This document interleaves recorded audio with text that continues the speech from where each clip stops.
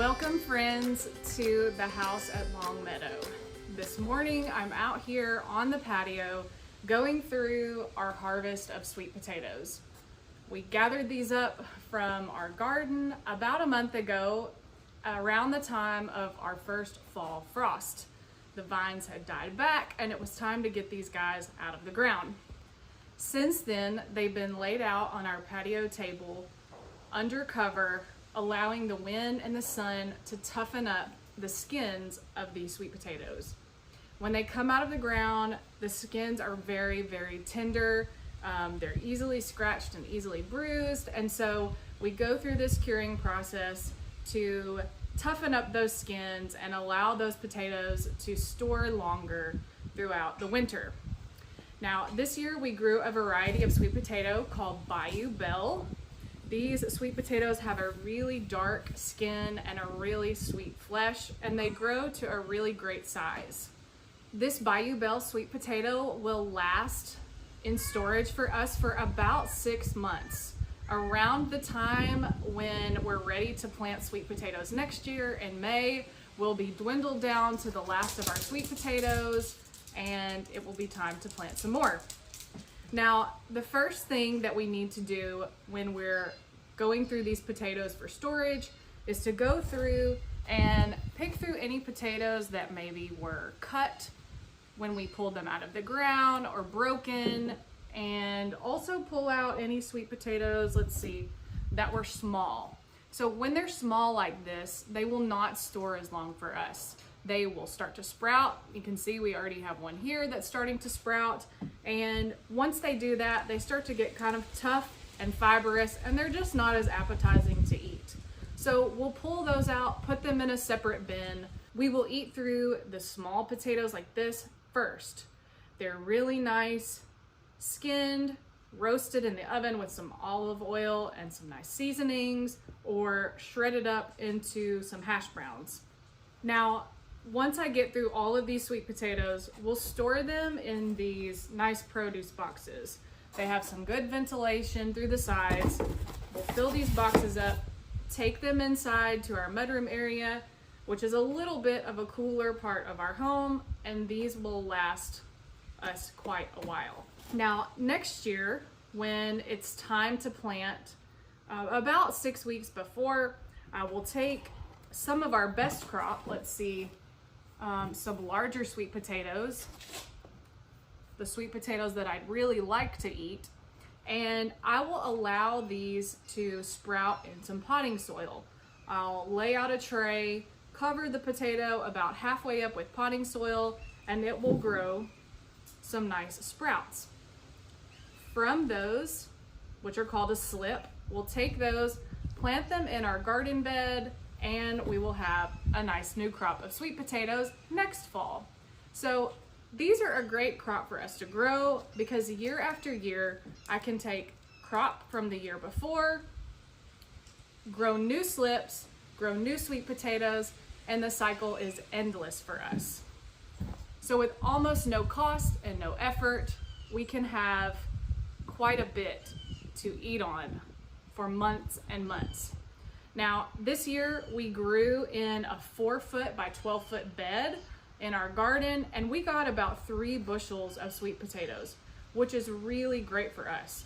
Already we've given some away because we have more than we could eat. Now, while I'm out here, I'm gonna grab a few really nice sweet potatoes and I'm gonna take you inside, and we're going to bake one of my most favorite holiday pie recipes. Christmas is coming up, and this pie is always on our holiday table. Forget the pumpkin pie.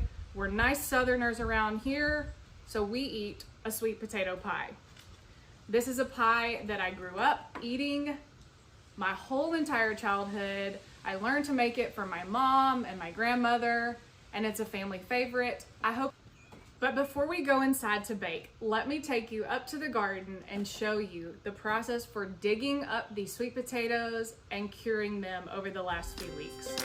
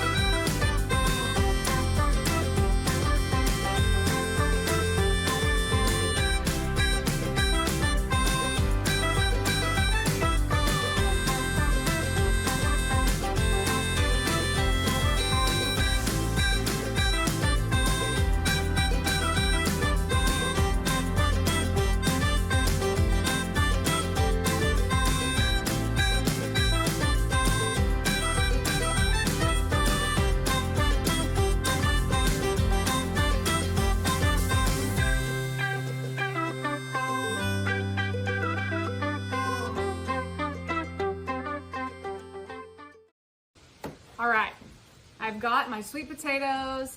Now come on into the kitchen with me. We'll get these washed up and we'll start baking. Okay, so the first step into making this sweet potato pie recipe is to take my washed sweet potatoes and get them in a pot and get them boiling. This will give us the nice soft sweet potato puree that we need for the filling of our pie. Now what I do when I'm prepping my sweet potatoes is I always cut off the end. This end can sometimes be a little fibrous. It can be really stringy, and it's just not something that you want or that's very appetizing in a sweet potato pie. So I cut these off, chunk them in the compost bowl, and those go on to produce compost. The next thing I'm going to do is just cube the potatoes up into about 1.5 inch slices, 1 inch slices. Doesn't have to be too small. We just want to soften the potatoes. One thing I like to do is to leave the skin on these big chunks, and then I just peel them off later. Now you could also throw your potato whole in, say, your Instapot and pressure cook it for, I don't know, maybe 20 to 30 minutes, and that would give you a really soft sweet potato. It doesn't have to be boiled.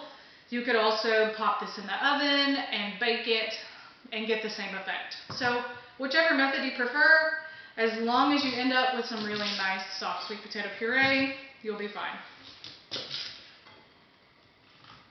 I'm going to go ahead and make 2 pies while I'm, using the effort of my time to make pies. So I'm going to do about 5 or 6 fairly large sweet potatoes. The recipe calls for about 2 cups of sweet potato per pie.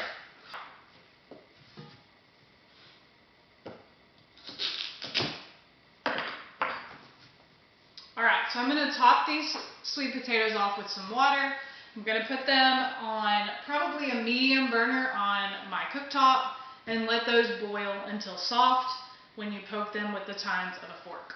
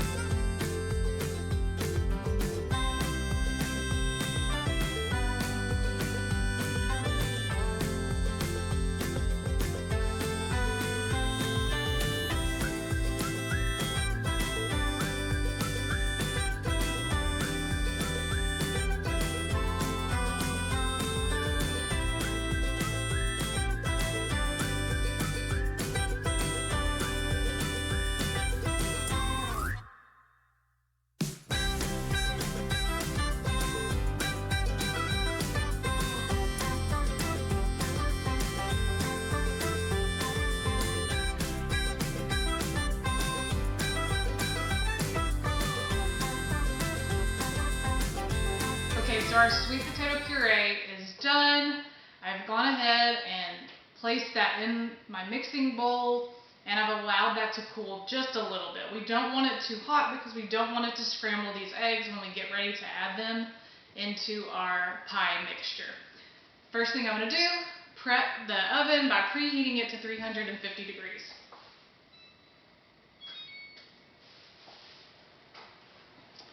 Alright, we're going to whip these sweet potatoes with the whisk attachment.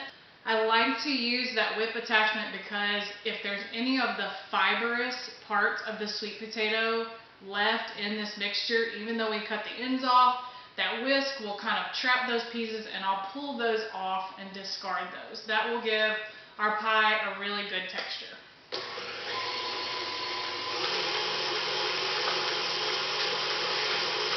Now, this recipe calls for 2 cups of sweet potato puree, but when you are working with whole potatoes, it's really hard to gauge how many potatoes do you need for 2 cups. So if you're off by a 1/4 cup or so, less or more, don't fret, go with it, your pie will still be great. That's the beauty of home cooking is, it doesn't have to be complicated. Things don't have to be perfect to taste really delicious.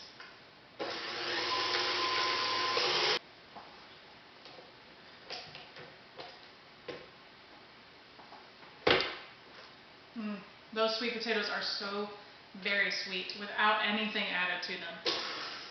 Okay, so I'm going to put my mixer on low speed, and we're going to start adding in our sugars. Now I'm using Sucanat sugar, which is a more low glycemic sugar. Maple sugar is also a really good option. For each pie, we need a 1/2 cup of the Sucanat, so I'm going to add in 1 cup.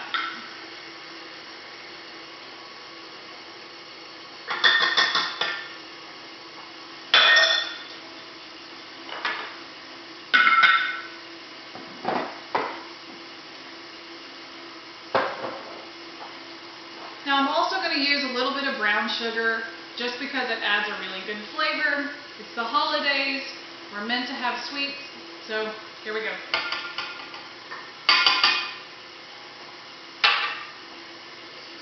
Going to speed this up just a little bit.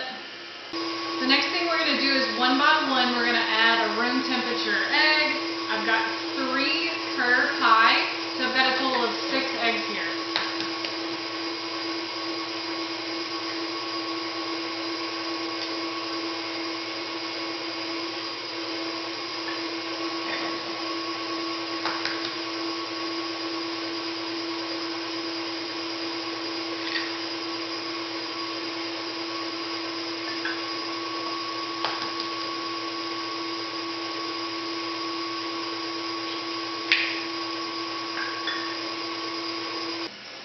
Alright, we're going to add a tablespoon of all-purpose flour per pie, so I've got a couple tablespoons here, and this will just help to thicken that pie.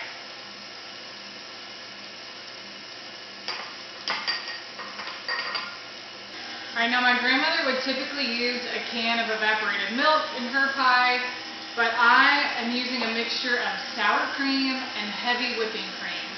If you don't have sour cream, you don't have to use it. Feel free to just use all heavy cream, or you could use a whole milk, but I love the richness that a heavy cream adds to this pie dish and the silkiness that you get from the sour cream. I'm going to let's do the sour cream first.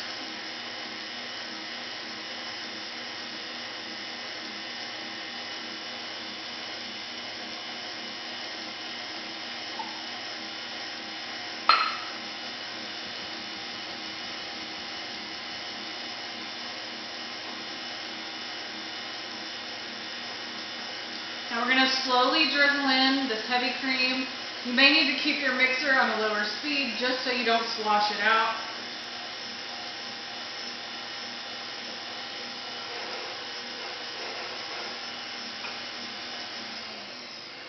Alright, now the last couple of things we're going to add to this pie is salt and our spice mixture. Now salt is needed when you're making sweets because the salt actually helps to bring out the sweetness in the dish. So We're gonna add a teaspoon of salt.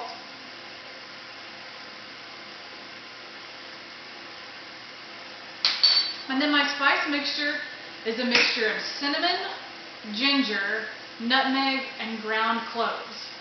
There are many variations of spices. Make the seasoning mixture fit your family and your tastes. I like mine to be pretty spiced and seasoned. I feel like that just adds to the holiday flavor. All those warm, cozy spices in this pie. All right, so those are all mixed in. I'm gonna shut my mixer off and we're gonna grab our pie crust. Now, the mixture will feel a little bit runny.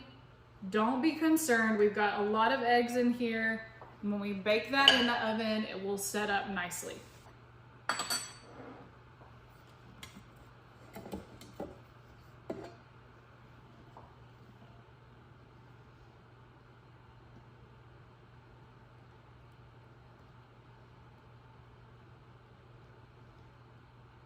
I'm just eyeballing it here. You want your filling to be, oh, I'd say about a ½ an inch or so below the rim of your pie pan. Let's have a taste. It tastes really delicious. All right, I just heard the oven go off, so we're gonna go ahead, pop this in the oven.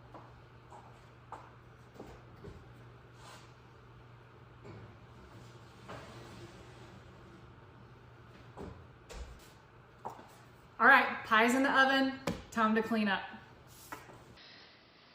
Okay, so our pie is finally out of the oven. Now, this pie took just over an hour to cook. It's a pretty thick pie dish, and we wanted to leave it in the oven long enough for the center of the pie to firm up. If you see the top of that pie wiggle, you know it needs just a little bit more time. So our pie is finally done. It's cooled only slightly, but we're gonna dive in and see how it tastes.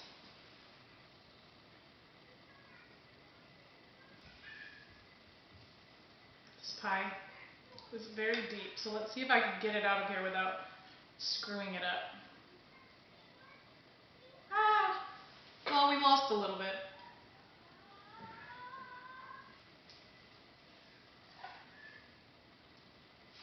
All right, we're gonna dollop the top with our homemade maple whipped cream. And now, for the very best part when you're making a pie, the taste test.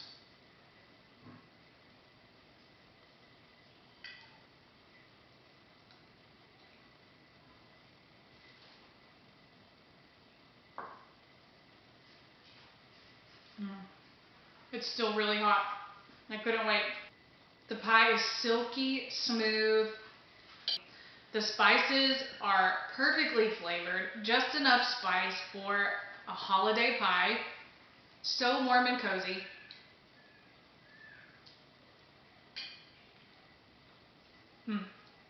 Just perfect. Takes me back to my childhood. If you like this video today, please like and subscribe below. Check out the link in the comment section below and you'll find the full printable recipe card. Our goal is to inspire you to create beauty and joy in every day for your table, around your hearth, and from your soil. See you soon.